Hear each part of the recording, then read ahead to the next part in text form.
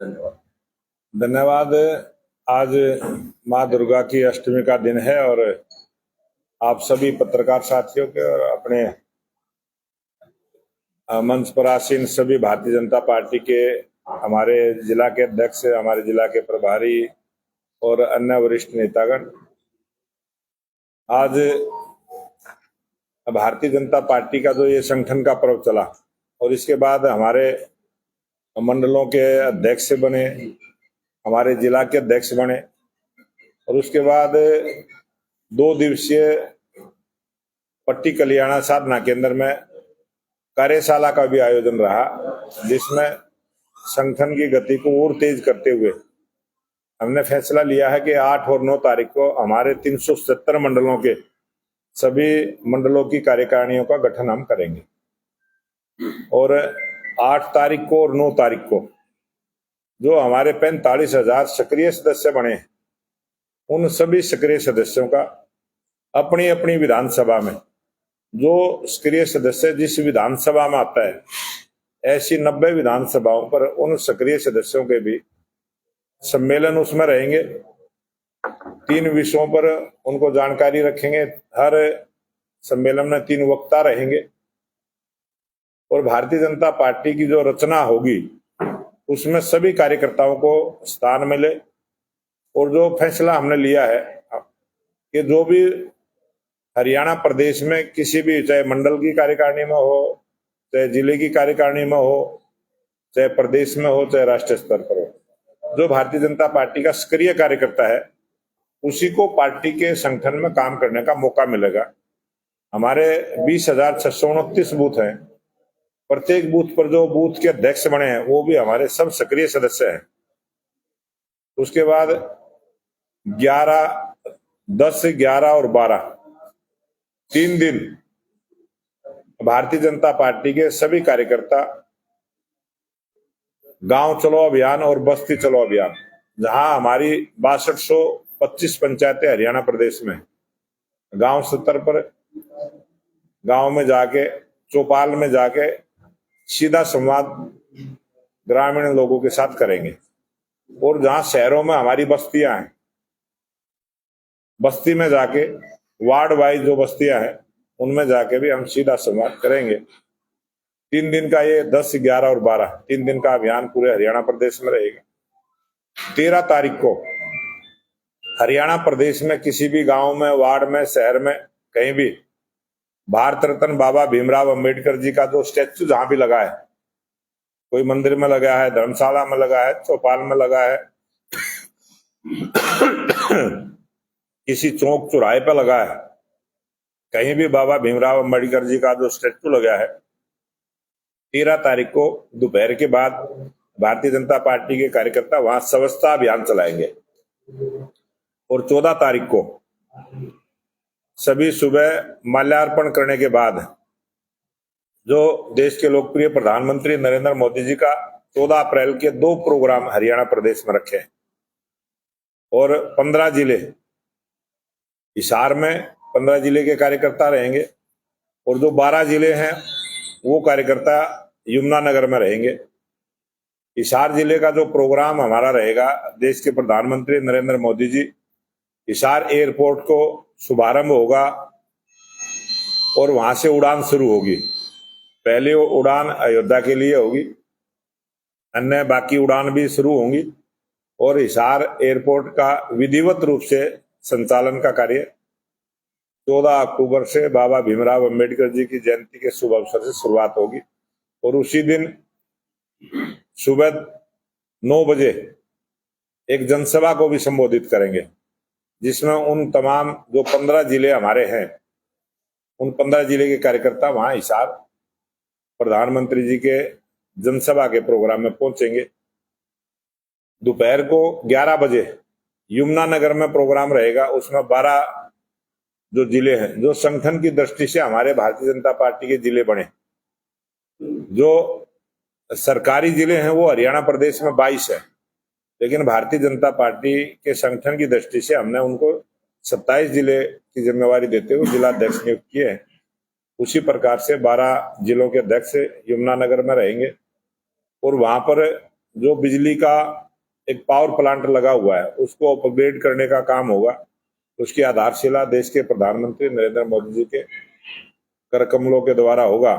हरियाणा प्रदेश में 24 घंटे बिजली किसानों को, शहर में रहने वाले लोगों को, उद्योगपतियों को, पूरे हरियाणा प्रदेश में 24 घंटे हरियाणा प्रदेश के लोगों को बिजली मिले, इससे की तरफ हरियाणा प्रदेश आगे बढ़ेगा। और तेज गति के साथ हरियाणा में जिस प्रकार से नॉन स्टॉप सरकार भारतीय जनता पार्टी की तीसरी बार स्पष्ट बहुमत की सरकार बनी है, और उसके बाद जो निकाय के चुनाव हुए, उस निकाय के चुनाव में भी भारतीय जनता पार्टी की छोटी सरकार बनी है।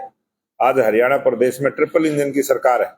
ये 3 गुना गति के साथ हरियाणा में विकास के काम हो, इस कार्य को करने के लिए हम सब लगे हैं। और देश के प्रधानमंत्री बड़ी सौगात देके जाने वाले हैं। बहुत ज्यादा प्रवास, कभी चुनाव के समय और कभी बगैर चुनाव के समय भी हरियाणा प्रदेश में देश के प्रधानमंत्री नरेंद्र मोदी जी आते रहे हैं, और प्रधानमंत्री के दिल के नजदीक हरियाणा बसता है। हरियाणा के लोगों से उनको प्रेम है। जब भी कोई मन की भी बात करते हैं तो हरियाणा की जरूर उसमें चर्चा रहती है। अब की बार भी मन की बात के अंदर हरियाणा के खिलाड़ियों की चर्चा देश के प्रधानमंत्री जी ने की, हरियाणा की महिलाओं की चर्चा देश के प्रधानमंत्री नरेंद्र मोदी जी ने की, और जो पानीपत में कपड़ा उद्योग से जुड़े व्यापारी भाई है उनके अच्छे काम की भी सराहना देश के प्रधानमंत्री नरेंद्र मोदी जी ने की है। और 14 अक्टूबर को फिर से 14 अप्रैल को फिर से हरियाणा में आएंगे, और एक बड़ा प्रोग्राम 14 अप्रैल को हिसार और यमुनानगर में होगा।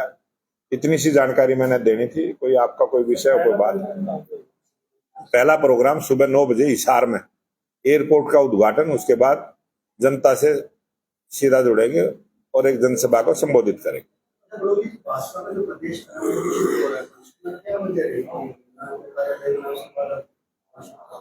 भारतीय जनता पार्टी का एक काम करने का सिस्टम है, और ये पूरे देश में है, कोई अकेले हरियाणा में नहीं है।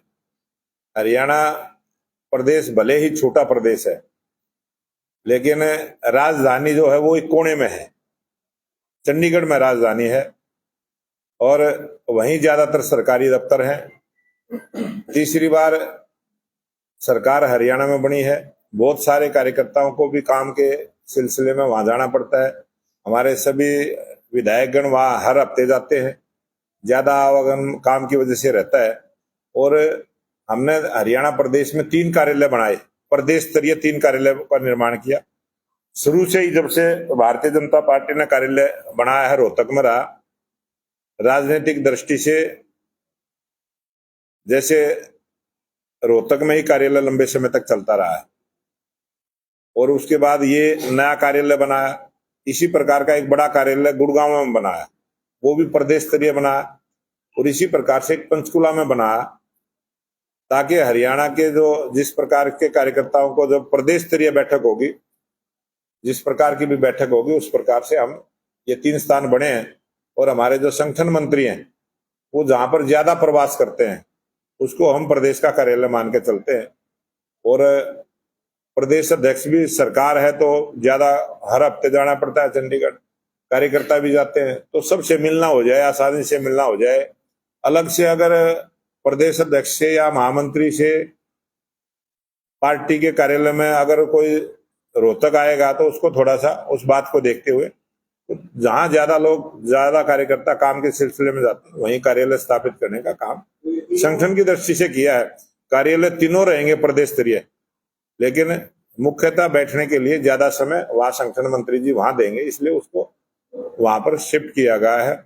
और शिफ्ट करने में भी कोई यहाँ से बहुत बड़ी चीजें हमारी ट्रांसफर नहीं होती।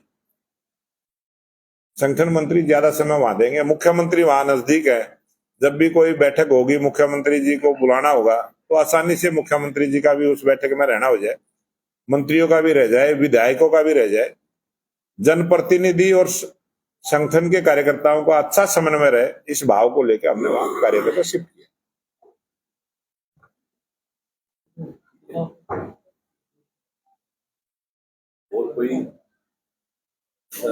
और अभी कल ही जो लोकसभा में और राज्यसभा में जो वक्फ बोर्ड अधिनियम बिल पास हुआ है, उसके लिए मैं केंद्र की सरकार का, देश के लोकप्रिय प्रधानमंत्री नरेंद्र मोदी जी, अमित शाह जी, हमारे राष्ट्रीय अध्यक्ष जगत प्रकाश नड्डा जी, तमाम लोकसभा के सदस्यों का और राज्यसभा के सदस्यों का भी आभार प्रकट करता हूं कि जो एक अच्छा संशोधन बिल जो लेके आए हैं वक्फ बोर्ड का।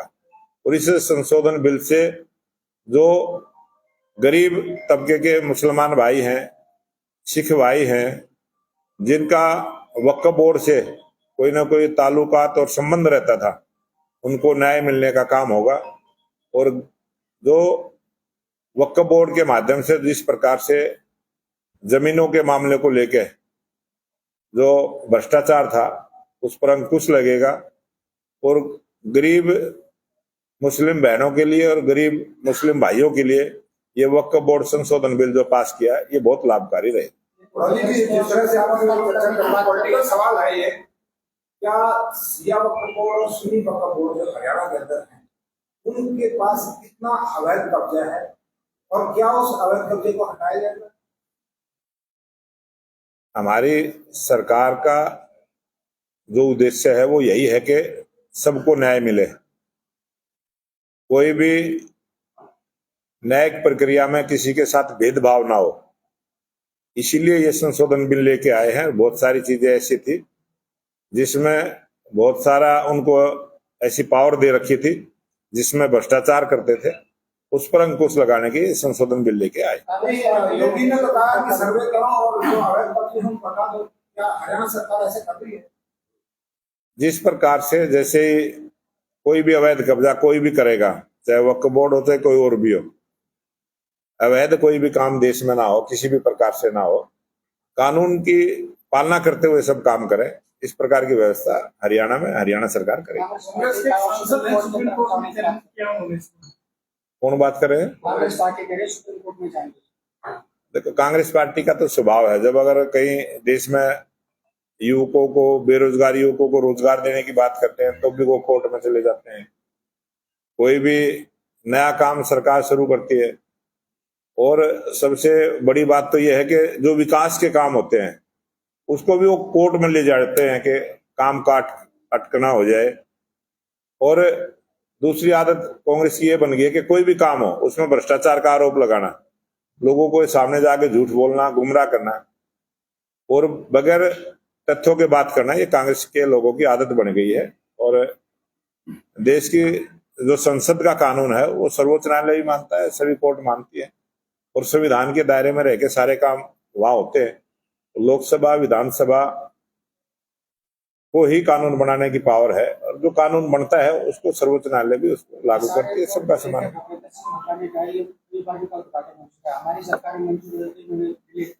किस चीज का है?